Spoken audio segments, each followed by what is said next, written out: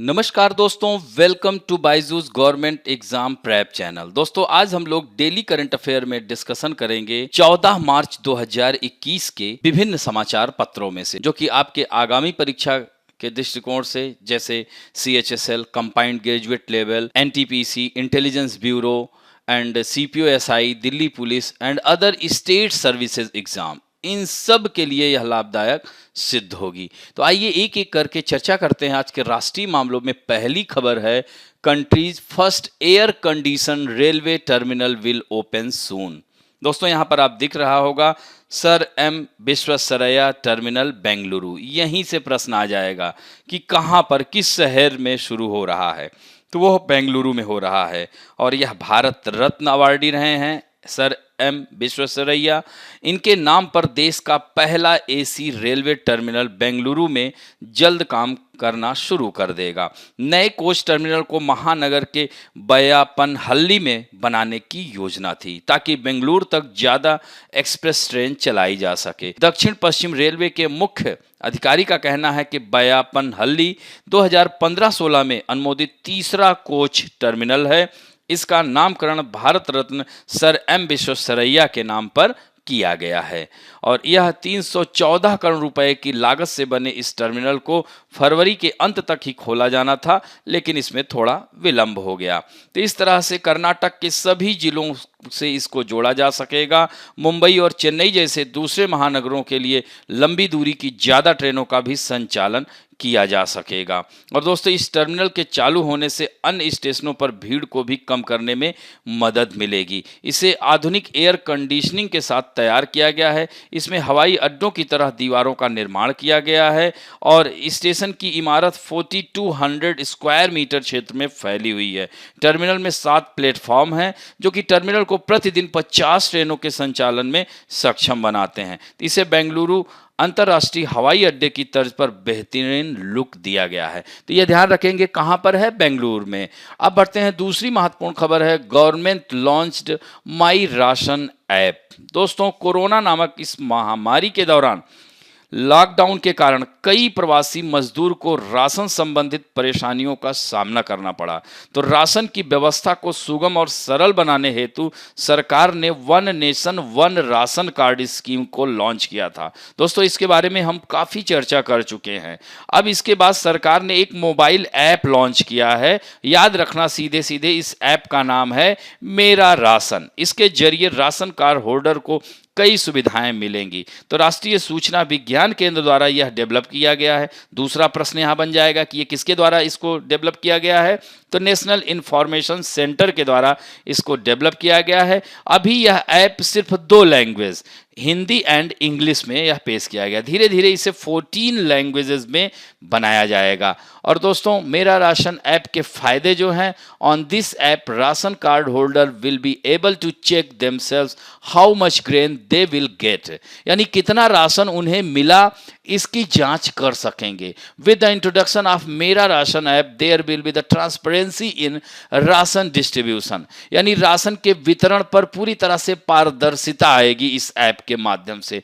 Through this app the beneficiary going on migration will be easy to know how many ration shops are around them and which shops are closer to them, यानी कि इससे यह क्या होगा कि देश के किसी भी हिस्से पर अगर जो हमारे प्रवासी मजदूर जाते हैं कार्य करने के लिए, तो उनको इस ऐप के माध्यम से राशन उपलब्ध हो जाएगा। Beneficiaries can also give their suggestion through this app, यानी जो लाभार्थी हैं इस पर अपना सुझाव भी दे सकते हैं। तो यह इसके फायदे हैं दोस्तों। और मेरा राशन ऐप को डाउनलोड करने के बाद एक लॉगिन प्रक्रिया को फॉलो करना होगा।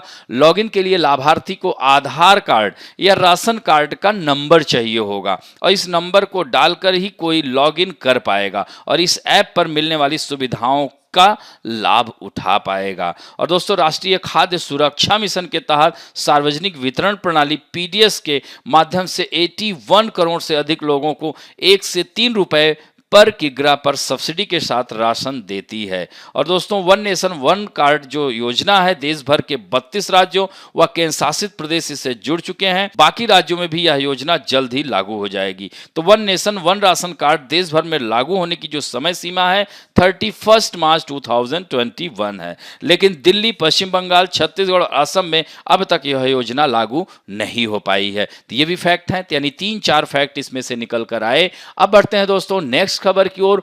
World's highest railway arch bridge. दोस्तों भारत के जम्मू कश्मीर, यह क्या है? केंद्र शासित राज्य है, यानी स्टेट रीऑर्गेनाइजेशन कमीशन 2019 के तहत यह 2 केंद्र शासित राज्यों में बंट गया, यानी कौन कौन से? लद्दाख और जम्मू कश्मीर। तो यह जम्मू कश्मीर में सबसे यानी दुनिया का सबसे ऊंचा रेलवे आर्क ब्रिज बन रहा है। करीब 3 साल पहले इस पुल का निर्माण शुरू हुआ था और यह किस नदी पर है? यह भी ध्यान रखना, चेनाब नदी पर। और चेनाब नदी का उद्गम कहां से होता है प्यारे बच्चों?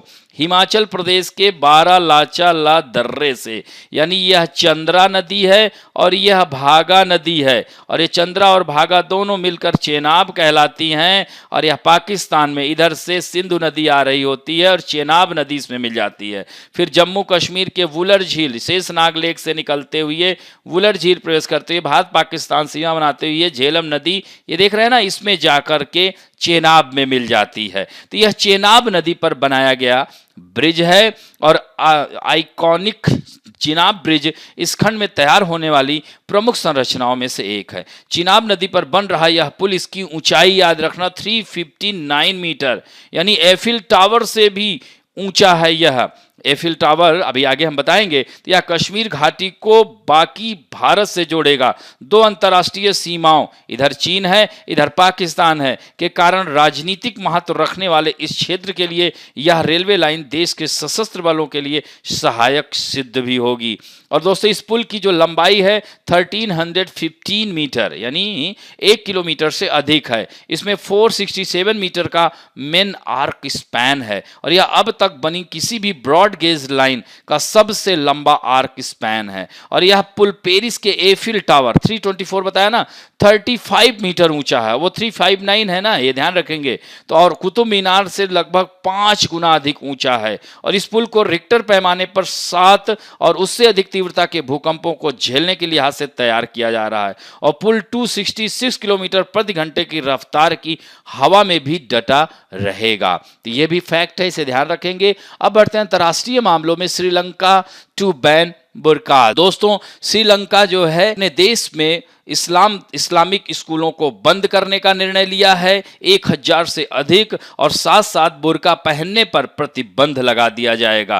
तो इस तरह से सरकार के इस कदम से यहाँ के अल्पसंख्यक मुस्लिम समुदाय के लिए काफी समस्या हो जाएगी और यह फैसला राष्ट्रीय सुरक्षा के तहत लिया गया है। श्रीलंका के अलावा भी दुनिया के कई सारे देश बुर्के पर प्रतिबंध लगा चुके हैं। तो कुछ दिन पहले ही स्विट्जरलैंड में ने भी मींस बाय रेफरेंडम यानी जनमत संग्रह कर बुर्के के पहनने पर प्रतिबंध लगाया था। चर्च और होटलों पर हमले के बाद 2019 में बौद्ध बाहुल देश में बुर्का पहनने पर अस्थायी तौर पर पाबंदी लगाई थी, क्योंकि इसमें 250 से अधिक लोगों की मृत्यु हो गई थी। श्रीलंका में हुआ था ना घटना, तो यह ध्यान रखेंगे। और दोस्तों यूरोप में कई देशों ने बुर्के पर आंशिक या पूर्ण रूप से प्रतिबंध लगाया हुआ है। इसमें Netherland, France, Austria, Belgium, Germany, Switzerland और डेनमार्क शामिल है। और हाल के दिनों में जर्मनी, फ्रांस और डेनमार्क ने कट्टरपंथ को देखते हुए और भी कई तरह के नए प्रतिबंधों को लगाने का ऐलान किया हुआ है। श्रीलंका ने इससे पहले कोरोना वायरस की वजह से जो मृत्यु भी होती थी तो उनको जलाने के लिए, चूंकि मुस्लिम धर्म में दफनाने की प्रक्रिया होती है, तो उनको जलाने का आदेश दे दिया था। तो इस तरह से वहां पर अल्पसंख्यक समुदाय अलग सा महसूस कर रहा है और उसके साथ जो है इस तरह की घटनाएं आए दिन हो रही है और सुरक्षा का हवाला दे रही है श्रीलंका सरकार। दोस्तों इंडियन ओशियन में बसा यह श्रीलंका देश है, भारत और पाकिस्तान भारत के नजदीक है। भारत और पाकिस्तान के बीच में पाक जल संधि के द्वारा यह अलग होता है, याद रखेंगे। इसकी राजधानी याद रखना, श्रीलंका की राजधानी जयवर्धनेपुरा कोट्टे है। और यहां पर देख रहे हैं ना पॉइंट पेड्रो नॉर्दर्न पॉइंट है और यहां की सबसे ऊंची चोटी पिरादुत गाला है। कहां की? श्रीलंका की। अब बढ़ते हैं दोस्तों विभिन्न राष्ट्रीय अंतर्राष्ट्रीय व्यक्तित्व में जस्टिस इंदु मल्होत्रा, दोस्तों यह रिटायर हो गई हैं। तो वकील से सीधे सुप्रीम कोर्ट में जज बनने वाली पहली महिला जस्टिस इंदु मल्होत्रा रिटायर हो चुकी हैं। वर्ष 2018 में इंदु मल्होत्रा को सुप्रीम कोर्ट के तत्कालीन मुख्य न्यायाधीश जस्टिस दीपक मिश्रा ने उनको पद और गोपनीयता की शपथ दिलाई थी। पूर्व न्यायाधीश इंदु मल्होत्रा का जन्म 14 मार्च 1956 को बेंगलुरु में हुआ था। उनके पिता सुप्रीम कोर्ट में वकील थे। सुप्रीम कोर्ट में शुरू के 39 वर्षों में कोई महिला जज नहीं रही। इंदु मल्होत्रा को 2007 में वरिष्ठ अधिवक्ता बनाया गया था और वह देश की पहली ऐसी महिला, यह ध्यान रखिएगा, पहली महिला वकील बनी जो सीधे सुप्रीम कोर्ट की न्यायाधीश नियुक्त की गई। हालांकि यह रिकॉर्ड जो है, और यह कह सकते हैं कि सुप्रीम कोर्ट में न्यायाधीश नियुक्त की जाने वाली यह छठी महिला है, 6 जो है वोमेन है। वर्ष 1989 में फातिमा बीबी को सुप्रीम कोर्ट की पहली महिला जज बनाया गया था। इसके बाद जस्टिस सुजाता मनोहर, जस्टिस रूमा पॉल, जस्टिस ज्ञान सुधा मिश्रा, जस्टिस रंजना देसाई को सुप्रीम कोर्ट में जज नियुक्त किया गया है। अब इनके बाद मात्र एक जज बची हैं सुप्रीम कोर्ट में, justice Indira Banerjee supreme court की इकलौती एकमात्र जज हैं। सोचिए कि अभी भी मतलब कह सकते हैं कि महिलाओं की कमी है। हालांकि GY चंद्रचूड़ ने इस पर उठाया भी कि यह जो है बड़ी शर्मनाक बात है कि सुप्रीम कोर्ट में अब सिर्फ एक महिला जज है। तो इस तरह से यह भी ध्यान रखेंगे। अब बढ़ते हैं दोस्तों, Pallav Mohapatra appointed MD and CEO of ARCIL यानी asset reconstruction company limited has announced the appointment of Pallav Mohapatra as its chief executive officer and managing director. यानी एसेट रिकंस्ट्रक्शन कंपनी लिमिटेड ने पल्लव मोहपात्रा को अपना मुख्य कार्यकारी अधिकारी और प्रबंध निदेशक नियुक्त करने की घोषणा की है। इससे पहले Mohapatra central bank of India के MD और CEO थे और सेंट्रल बैंक ऑफ इंडिया के MD और CEO के रूप में पदोन्नत होने से पहले वह स्टेट बैंक ऑफ इंडिया में स्ट्रेस एसेस मैनेजमेंट ग्रुप के वह उप प्रबंधक निदेशक थे। तो यह विनायक बहुगुणा की जगह स्थान लेंगे, ये ध्यान रखेंगे। और asset reconstruction company India limited, जिसे 2002 में स्थापित किया गया था, वर्तमान में एट प्रेजेंट टाइम 12,000 करोड़ रुपए के प्रबंधन में परिसंपत्तियां हैं इसकी, तो यह भी ध्यान रखेंगे। अब बढ़ते हैं बैंकिंग और वित्त संबंधी समाचारों में। Indian industrialist ahead of Bezos and Musk in earning. दोस्तों, जेफ बेजोस का नाम सुना होगा, अमेजन के, टेस्ला कंपनी के CEO एलन मस्क, इनको भी पीछे छोड़ दिया है। यानी उद्योगपति गौतम अडानी ने कमाई के मामले में अमेजन के CEO जेफ बेजोस और टेस्ला के CEO एलन मस्क को पीछे छोड़ दिया है। इस साल अडानी समूह के चेयरमैन की दौलत दुनिया के अरबपतियों में सबसे ज्यादा बढ़ी है। इस कारण अडानी के पोर्ट से लेकर, इसका जो कारण है, what is the basic reason, तो अडानी के पोर्ट से लेकर ऊर्जा कारोबार में निवेशकों का भरोसा बढ़ना है। तो ब्लूमबर्ग बिलियनियर सूचकांक के मुताबिक 2021 के कुछ महीनों में अडानी की दौलत 16.2 अरब डॉलर से 50 अरब डॉलर पहुंच गई और इस दौरान भारतीय उद्योगपति बेजोस और मस्क को पीछे छोड़कर दुनिया में सबसे ज्यादा कमाई करने वाले व्यक्ति बन गए हैं। और इस दौरान एशिया के सबसे अमीर व्यक्ति रिलायंस इंडस्ट्री के मुकेश अंबानी की दौलत 8.1 अरब डॉलर बढ़ी है। दोस्तों, इस साल शेयर बाजार में अडानी समूह की कंपनियों के 96% शेयर तक उछाल गए हैं। Adani total gas limited 96%, Adani enterprises 90%, Adani transmission limited 79%, Adani power limited, Adani ports and SEZ limited 52% से ज़्यादा तेज रही और अडानी ग्रीन एनर्जी पिछले साल 500% उछला था, जो इस साल अब तक का 12% चढ़ चुका है। तो इस तरह से आप देख सकते हैं, यह पूरा आंकड़ा दिया गया है कहां से कमाई की है इन्होंने। अब बढ़ते हैं पुस्तकें और पुरस्कारों में। आज हम बात करेंगे अबाउट राजीव गांधी खेल रत्न अवार्ड। दोस्तों, राजीव गांधी खेल रत्न अवार्ड भारत में दिया जाने वाला सबसे बड़ा खेल पुरस्कार यानी स्पोर्ट्स सेक्शन का सबसे हाईएस्ट अवार्ड है और इस पुरस्कार को भारत के पूर्व प्रधानमंत्री स्वर्गीय राजीव गांधी के नाम पर रखा गया। यह प्रतिवर्ष खेल और युवा मंत्रालय द्वारा प्रदान किया जाता है।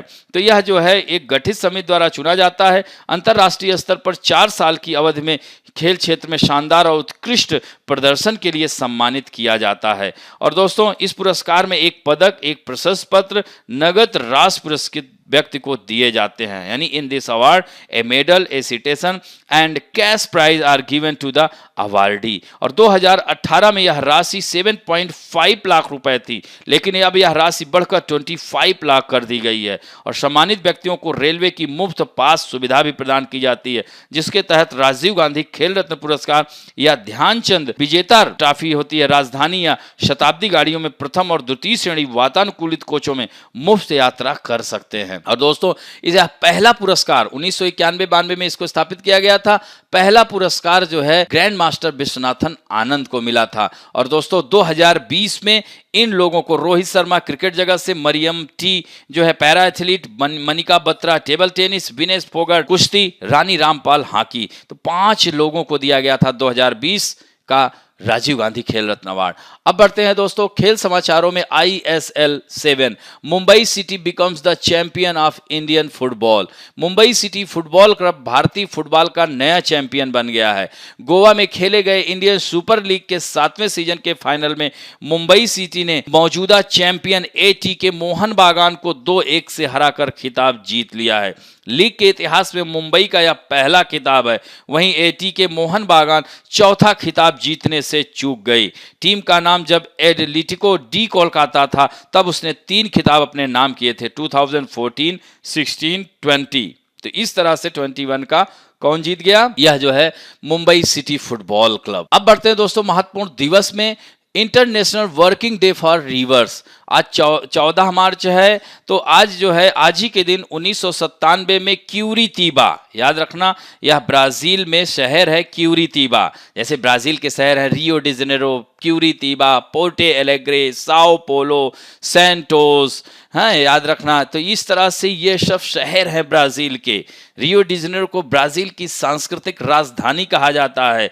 साओ पोलो को ब्राजील का जो है मैनचेस्टर कहा जाता है, कॉफी का मंडी कहा जाता है। सेंटोस को कॉफी पोर्ट के नाम से जाना जाता है। इसी तरह से ब्राजील के रेसिफे शहर को गन्ना पोर्ट के नाम से जाना जाता है। तो यह जो है क्यूरितीबा भी महत्वपूर्ण शहर है। तो यहाँ पर ब्राजील में बांधों से प्रभावित लोगों की अंतर्राष्ट्रीय बैठक में बांधों और नदियों के अंतर्राष्ट्रीय जल दिवस और नदियों के लिए अंतर्राष्ट्रीय दिवस की शुरुआत की गई। और 20 देशों के प्रतिनिधियों ने 14 मार्च को नामित किया था कि अंतर्राष्ट्रीय दिवस की कार्रवाई के अवलोकन के रूप में जो बड़े बांधों के खिलाफ ब्राजील के दिवस के साथ मेल खाता है। और यह दिन विनाशकारी जल विकास परियोजनाओं के खिलाफ लोगों की आवाज उठाने, हमारे वाटरशेड के स्वास्थ्य को पुनः प्राप्त करने और हमारी नदियों के समान स्थायी प्रबंधन की मांग करने के लिए नामित किया गया था। तो 14 मार्च को क्या मनाया जाता है? International working day for reverse. दोस्तों नदियों के लिए अंतर्राष्ट्रीय कार्य दिवस प्रत्येक 14 मार्च को सेलिब्रेट किया जाता है। इस साल नदियों के लिए 22वीं वार्षिक अंतर्राष्ट्रीय कार्रवाई दिवस मनाया जा रहा है। और दिन का उद्देश्य जो है नदियों के महत्व पर जोर देना और यह लोगों के जीवन को कैसे प्रभावित कर सकता है। और 2020 का थीम है women, water and climate change, यानी नदियों के 2020 इंटरनेशनल डे ऑफ एक्शन की थीम महिला, जल और जलवायु परिवर्तन है। अब बढ़ते हैं दोस्तों latest talk about some important fact में। आज हम लोग राज्यों की सीरीज में बात कर रहे हैं आंध्र प्रदेश की, जिससे निकलकर कल हमने तेलंगाना की बात की थी।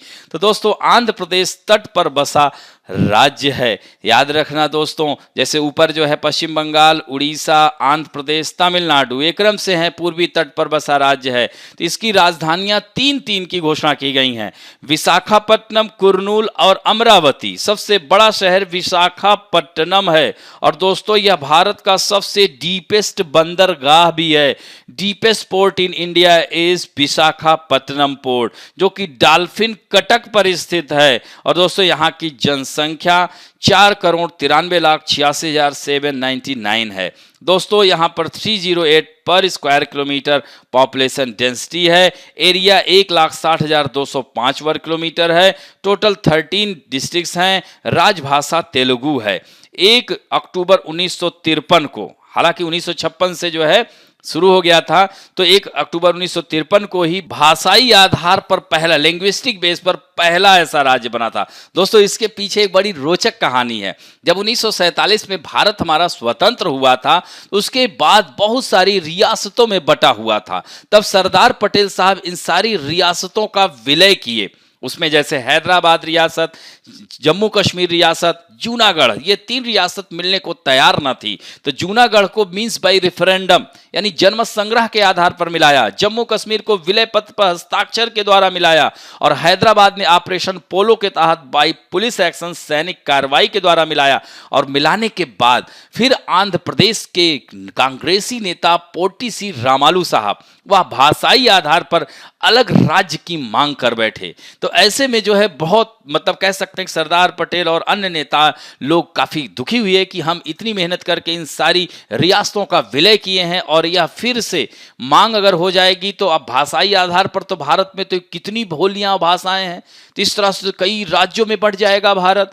तो इस तरह से फिर इसकी जांच के लिए इलाहाबाद हाई कोर्ट के रिटायर्ड जस्टिस एस.के. धर आयोग का गठन किया गया और धर साहब ने जो है रिपोर्ट अपनी दी। रिपोर्ट में उन्होंने कहा कि प्रशासनिक आधार पर, क्षेत्रीय आधार पर जो है राज्यों का गठन होना ठीक है, भाषा के आधार पर राज्यों का गठन तर्कसंगत नहीं है। लेकिन फिर आंदोलन और उग्र रूप पकड़ता चला गया। अब इसके बाद फिर धर आयोग की जांच के लिए भी एक रिपोर्ट मतलब समिति बनाई गई जिसे जेवीपी समिति कहते हैं दोस्तों। जवाहरलाल नेहरू, वल्लभ भाई पटेल और पट्टाभी सीतारमैया, इन लोगों ने भी यही देखा कि प्रशासनिक आधार पर ही राज्यों का गठन किया जाए, ना कि भाषाई आधार पर। लेकिन अब यह आंदोलन रुकने वाला नहीं था और पोटी श्री रामालू साहब 56 दिनों तक जो है भूख हड़ताल, हंगर स्ट्राइक किए और जिसकी वजह से उनकी मृत्यु हो गई और मृत्यु के उपरांत पूरा आंध्र प्रदेश जलने लगा। ऐसे में पंडित जवाहरलाल नेहरू जी ने आनन फानन में 1 अक्टूबर 1953 को घोषणा कर दी भाषाई आधार पर प्रथम राज्य आंध्र प्रदेश। और 1953 में ही स्टेट रीऑर्गेनाइजेशन कमीशन का गठन किया गया जिसका अध्यक्ष फजल अली साहब को बनाया गया। 2 अन्य सदस्य थे एच.एन. कुंजरू और के.एम. पर्णिक्कर और इन लोगों ने अपनी रिपोर्ट दी। तो 1 नवंबर 1956 भी कह सकते हैं कि यहां से जो है शुरुआत हो जाती है और फिर जो है grading system A grade, B grade, C grade और डी ग्रेड के जो राज्य थे उनको समाप्त कर 6 राज्य और 6 केंद्र शासित प्रदेश और 14 राज्यों का गठन किया गया। तो समझ में आई बात दोस्तों। तो यह भाषाई आधार पर कैसे गठन किया गया और राज्यपाल विश्वभूषण हरिचंदन है, मुख्यमंत्री जगन मोहन रेड्डी हैं, विधानमंडल यहां द्विसदनीय है, बाई कैमरल है और दोस्तों विधान परिषद की सीटें 58 हैं, विधानसभा 176, राज्यसभा की 11 सीटें हैं, लोकसभा की 25 सीटें हैं और यही राजस्थान की भी हैं। कभी कभी इस तरह से परीक्षा में आ जाता है किन 2 राज्यों की लोकसभा सीटें सामान्य हैं। पहले 42 हुआ करती थी, तेलंगाना निकल गया तो 42 कहाँ की, पश्चिम बंगाल और आंध्र प्रदेश की सेम हुआ करती थी। लेकिन अब राजस्थान और किसकी जो है आंध्र प्रदेश की 25-25 हो गई हैं और उच्च न्यायालय अमरावती है। पड़ोसी राज्य उसके उड़ीसा, छत्तीसगढ़, तेलंगाना, कर्नाटक और तमिलनाडु है दोस्तों। राजकीय पशु कृष्ण मृग है, नीलकंठ राजकीय पक्षी है, राजकीय वृक्ष नीम है, राजकीय फूल जल लिली है जिसे नीलांबो कहते हैं। और दोस्तों यह आज आइए मानचित्र में देख लेते हैं। तो ये देख रहे हैं ना विशाखापट्टनम, तो पूर्वी घाट की सबसे ऊंची चोटी अब यहीं पर विशाखापट्टनम को, पहले महेंद्रगिरी हुआ करता था दोस्तों, अब विशाखापट्टनम है। तो दोस्तों ये 1680 मीटर ऊंची है और इसका नाम अरायो कोंडा के नाम से भी जाना जाता है। तो ये वाला भाग, तेलंगाना वाला भाग पूरा निकल गया और इधर जो है रायलसीमा पार्ट है, इसलिए इसकी कुरनूल राजधानी रखी गई है, अमरावती भी राजधानी है, साथ साथ जो है विशाखापट्टनम की भी राजधानी नॉर्थ, तो अलग अलग जोन में बांट दिया गया है दोस्तों। तो इस तरह आप देख सकते हैं यहीं पर आंध्र प्रदेश में ही एक कोलेरू झील है जहां पर जैसे गोदावरी और कृष्णा डेल्टा के बीच में कोलेरू लेक है और एक यह लैगून लेक है। यहीं पर आप देख रहे हैं पुलिकट झील है आंध्र प्रदेश और तमिलनाडु की सीमा पर और यहीं पर श्रीहरिकोटा द्वीप भी स्थित है दोस्तों। तो यहाँ से गोदावरी, कृष्णा, वैनगंगा, तुंगभद्रा, पन्नेर, ये सब नदियां बहती हैं। नागार्जुन, श्रीशैलम वन्यजीव अभ्यारण्य तेलंगाना में पड़ता है, इसमें भी पड़ता है दोस्तों। तो यह इस तरह से ये ध्यान रखेंगे। और यहाँ का जो साक्षरता दर है 67.41% है और यहाँ का लिंगानुपात है 996/1000 है। और दोस्तों जैसा कि विधानसभा क्षेत्र मैंने बताया, और यह तेलंगाना का क्षेत्र कह सकते हैं कि पूर्वी घाट, तेलंगाना, रायलसीमा और कह सकते हैं कि कृष्णा नदी क्षेत्र, 3 भागों में इसको बांटा जाता है। तो यह अलग अलग जो है। और दोस्तों तंबाकू के उत्पादन में यहाँ पर जैसे यहाँ की मुख्य फसलें हैं चावल, मक्का, बाजरा, दालें, तंबाकू, कपास, गन्ना, मूंगफली और केला, यहाँ सब प्रमुख उत्पादक हैं। और यहाँ पर जो है यहाँ के 85% से ज़्यादा आबादी तेलुगु भाषा का प्रयोग करती है और यहाँ की आधिकारिक भाषा भी तेलुगु है। और यहाँ पर ये देख रहे हैं ना YSR कुडप्पा, तो कुडप्पा क्रम की चट्टानों के बारे में सुना होगा। जैसे सबसे पुरानी चट्टानें, अगर क्लासिफिकेशन ऑफ इंडियन रॉक्स पढ़ा होगा आप लोगों ने, सबसे पहले आर्कियन क्रम, फिर धारवाड़ क्रम, फिर कुडप्पा क्रम। तो कुडप्पा क्रम की चट्टानों यह आर्क शेप में पाई ही जाती हैं दोस्तों। तो कुडप्पा जिले का नाम YSR राजशेखर रेड्डी हो गया है, जो कि जगन मोहन रेड्डी के पिताजी थे, यहीं के मुख्यमंत्री भी रहे हैं। उनकी विमान दुर्घटना में मृत्यु हो गई थी, जिसकी वजह से कुडप्पा जिले का नाम YSR राजशेखर रेड्डी हो गया। ध्यान रखेंगे दोस्तों। तो इस तरह से इसके अनंतपुर, पूर्वी गोदावरी, गुंटूर, कृष्णा, कुरनूल, प्रकाशम, पोटी श्रीरामुलु, नेल्लोर को पोटी श्रीरामुलु कहा जाता है। इन्होंने ही इसको राज्य बनवाया था। श्रीकाकुलम, विशाखापट्टनम, ये सब राज्य जिले हैं, इसके 13 जिले हैं आंध्र प्रदेश में। तो इस तरह से इसको ध्यान रखेंगे। अब बढ़ते हैं दोस्तों आप लोगों के सेक्शन में, जो कि बहुत ही अच्छा उत्तर दे रहे हैं। आज उत्तर देने वालों में हैं सुभाष रानी, सौरभ चौधरी, नीतू गौतम, अतिथि गुप्ता, मुस्कान हरुण शेख, मधु आशुतोष, पीयूष अवस्थी, सुकन्या जैना, शिवम चौधरी, ओम प्रकाश, विवेक यादव, संजय नेगी, प्रियंका गौतम, मनु शर्मा, मुरारी सिंह पटेल, मोइन अहमद। इतने लोगों ने कमेंट और उत्तर दोनों दिए हैं। मैं नाम नहीं लूंगा। आज आप लोगों ने एक एक दो गलतियां की है। हालांकि कुछ लोगों ने एकदम सही उत्तर दिया है, बस एक ही 2 लोगों ने गलतियां किया है। प्लीज एक बार न्यूज सुनिएगा। अगर नहीं उत्तर सही कर पाए तो फिर मैं आगे आपको जरूर बताऊंगा, लेकिन कोशिश करिए कि आप अपने से ही आंसर ढूंढिए। ठीक है, अब बढ़ते हैं आज के पहले प्रश्न में। In which city will the country's फर्स्ट AC railway terminal start working soon? Chennai, Hyderabad, Bengaluru या मुंबई? सेकेंड क्वेश्चन है which state or union territory state of India has the highest railway arch bridge in the world? Ladakh, Uttarakhand, Jammu Kashmir, Himachal Pradesh? Next question है निम्नलिखित में से किस मंत्रालय ने प्रवासी श्रमिकों के लिए रियायती दर पर खाद्य पदार्थों का लाभ उठाने के लिए मेरा राशन मोबाइल ऐप लॉन्च किया है? Ministry of health and family welfare, ministry of agriculture and farmers welfare, ministry of consumer affairs, food and public distribution या ministry of finance? Next question है सुप्रीम कोर्ट की पहली महिला जज कौन थी? इंदिरा बनर्जी, फातिमा बीबी, ज्ञान सुधा मिश्रा, इंदु मल्होत्रा? नेक्स्ट क्वेश्चन है recently who has been appointed MD and CEO of asset reconstruction company limited ARCIL? किसे चुना गया है CEO, किसे MD और CEO नियुक्त किया गया है? सुरेश शर्मा, सुकेश कंपलिया, पल्लव मोहपात्रा, विनायक बहुड़ा? नेक्स्ट क्वेश्चन है किस भारतीय उद्योगपति ने बेजोस और मस्क को पीछे छोड़कर दुनिया में सबसे ज्यादा कमाई करने वाले उद्योगपति बन गए हैं? Ratan Tata, Mukesh Ambani, Gautam Adani, Anil Ambani? Which of the following is India highest sport award?